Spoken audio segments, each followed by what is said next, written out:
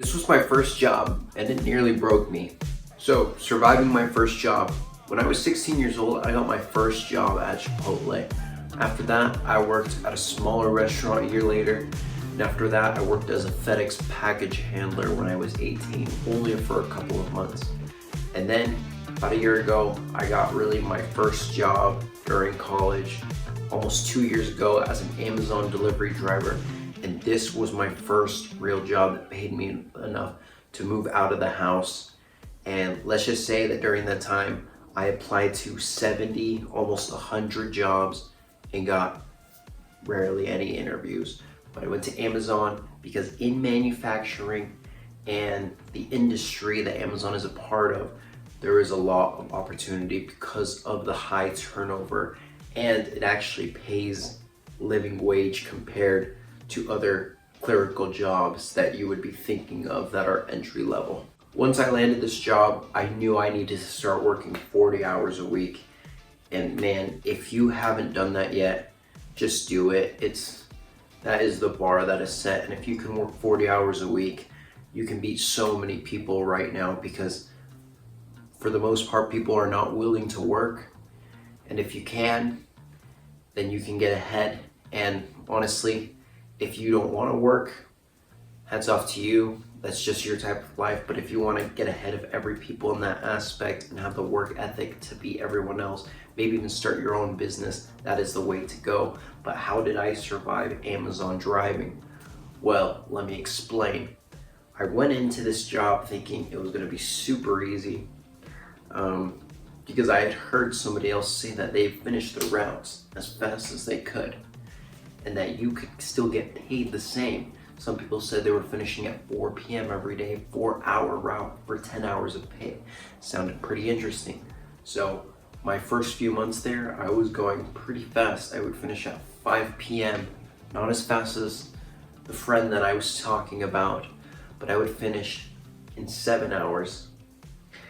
But over time, that time went down and it also went up, and so it was pretty good because you'd only have to work 4 shifts a week. If you only work 8 hours on average, that's 32 hours a week, but with 40 hours of pay that they're going to get to you. It gives you a lot of flexibility, and it ended up working out pretty well. But as of late, it seems that company's been ramping up a lot of the routes, and I am starting to get home later and later. Still work less than 9 hours per shift for a 10-hour route, so it's still worth the money. But overall, it's getting tougher and tougher. And honestly, you want to be the best at anything that you do in your career, not just because of the ego and trying to be the best, but also trying to retain your job when the market is so competitive right now in any sort of industry that you can think of.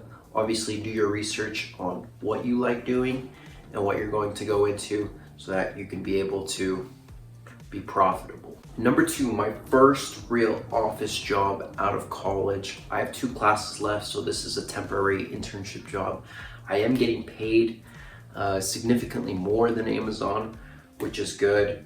I won't tell you exactly, my other videos I explain exactly what I do, but basically I'm in the office. It's not very technical, it's just a very surface level kind of experience, but overall it's pretty good. First few weeks I thought it was very easy just because I was comparing it to Amazon, running 15,000 steps a day, then all of a sudden going back to the office. Not going back to the office, I'd never been to the office, and doing that for 8 hours a day. And honestly, I thought it was pretty easy. A few days in, it hits me like, man, you just gotta go in, clock in, do your work and leave. This is kind of tough. But then the paycheck comes and you're like, okay, this is more than I had before. This is worth it. So honestly, it's about your goals. It's about what you value. If you value that paycheck and having extra room to save and to invest and maybe to work on things that you want to work on, have a little bit more freedom at home, then I think that is the way to go. If you don't know what you're doing, go to school, do some research before to make sure that the industry you're going into is actually making money. If that doesn't matter to you, well, I don't know why you're watching this. Overall with Amazon, And going to the office now, my first real jobs, how I survived them, how did I do it? Well, kind of what we've been talking about this whole time. Just trying to not work as hard as you can, but trying to be as smart as possible about it. Some people, if you're watching this, might think, I'm not smart enough to do that. And that might be an idea that's stopping you from going to something that you might be interested in. Honestly, people are smarter. I think you're smarter than what you actually give yourself credit for. I see all these random kids from everywhere in college, in these jobs I've had at warehouse work, kind of blue manual labor jobs. These are good people. These are smart people that are getting their work done, but they're getting paid at different rates because they do not apply themselves. Because the truth is, these people are very intelligent people in the office, in corporate, but also in those manufacturing blue-collar jobs. These people are good at math.